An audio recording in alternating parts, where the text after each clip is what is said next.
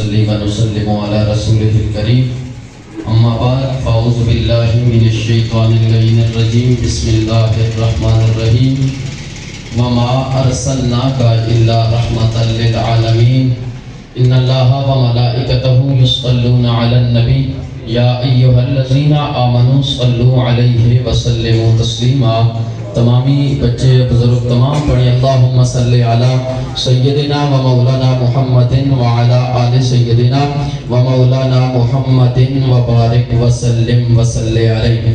کائنات کے رب نے ارشاد فرمایا کہ یہ جو میرا محبوب ہے جسے ہم جناب حضرت سیدنا محمد رسول اللہ صلی اللہ علیہ وآلہ وسلم کے نام سے جانتے ہیں، کائنات کے رب نے فرمایا کہ میں نے اس نبی کو تمام عالمین کے لیے رحمت بنا کے بھیجا ہے. ہمارے آقا و مولا جناب حضرت محمد رسول اللہ صلی اللہ علیہ وآلہ وسلم جب تک اس دنیا پہ تشریف نہیں لے کے آئے تھے تو اس دنیا کے اوپر یہ ظلمتیں تھی، اندھیرا تھا، بت کدا تھا، لوگوں کے پاس سر تو تھے لیکن سروں پہ سجنے والے تاج موجود نہیں تھے، لوگوں کے پاس سینے تو موجود تھے لیکن سینوں کے اندر امانتیں موجود نہیں تھی، لوگوں کے پاس رستے تو تھے لیکن کوئی راہبر نہیں تھا، لوگوں کے پاس ان کی مائیں تو موجود تھی لیکن وہ لوگوں کے لیے قابل سب عزت و احترام و تکریم نہیں تھی، لوگوں کے پاس ان کی بہنیں تو تھی لیکن وہ ان کے لیے باعث عزت نہیں تھی، لوگوں کے پاس بیٹیاں تو تھیں لیکن وہ ان کے لیے باعث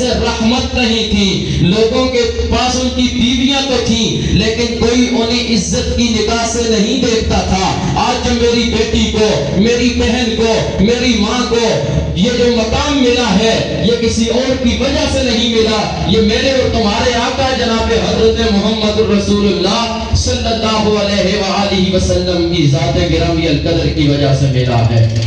حضور نبی کریم رؤوف الرحیم صلی اللہ علیہ وآلہ وسلم کی آمد سے پہلے لوگ اپنی ماں کو جا کر کے منڈیوں میں فروخت کر دیتے تھے، پھر وہ نبی تشریف لائے، انہوں نے آ کر کے بتایا ہمیں، یہ سمجھایا ہمیں یہ جس ماں نے تمہیں جنم دیا ہے یہ منڈیوں پہ بیچنے کے لائق نہیں ہے بلکہ کائنات کے رب نے الجنت تحت اقدام الامہات، جس جنت کی طلب میں اور آپ صبح و شام کوشش کرتے ہیں، کائنات کے عزتوں والے رسول نے فرمایا کہ کائنات کے رب نے تمہاری جنت کو تمہاری ماں کے قدموں کے نیچے رکھا ہوا ہے.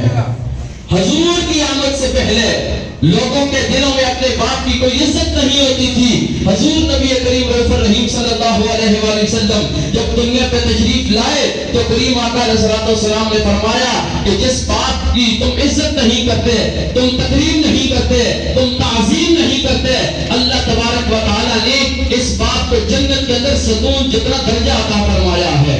اب تمہاری مرضی ہے کہ تم اپنی جنت کے اندر اپنی جنت کے محل کو ستون کے ساتھ مضبوطی دو یا بغیر ستون کے اسے کھڑا کر دو. فرمایا کہ کائنات کے رب نے والدین کی رضا میں اپنی رضا کو رکھا ہے، والدین کی فرما برداری میں اور اطاعت میں اللہ تبارک و تعالیٰ نے اپنی رضا کو شامل رکھ دیا ہے. یہ سب کچھ ہمیں جناب حضرت محمد رسول اللہ صلی اللہ علیہ وآلہ وسلم کی آمد کی وجہ سے معلوم ہوا ہے. کائنات کی ساری عزتیں، یہ کائنات کی ساری روشنیاں، یہ کائنات کے سارے اجالے حضور نبی کریم رؤوف الرحیم صلی اللہ علیہ وآلہ وسلم کی وجہ سے رونما ہوئے ہیں. اس لیے ہم سب نے اپنے آقا و مولا جناب حضرت محمد رسول اللہ صلی اللہ علیہ وسلم کی تعلیمات پہ عمل کرنا ہے، اپنی زندگی کو ان کی زندگی کے تابع گزارنا ہے تاکہ ہمارا یہ جہان بھی اچھا ہو جائے اور اگلا جہان بھی اچھا ہو جائے. اور سب سے آخری بات اور سب سے اس محفل کا لب لباب وہ کیا ہے؟ وہ ادب ہے. وہ کیا ہے جی؟ ادب ہے. محبت سے جواب دے. وہ کیا ہے؟ ادب ہے. جو بندہ ادب نہیں کرتا اسے کچھ بھی حاصل نہیں ہوتا.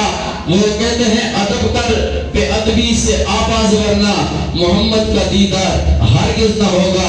یار زندہ صحبت باقی وما توفیقی الا باللہ.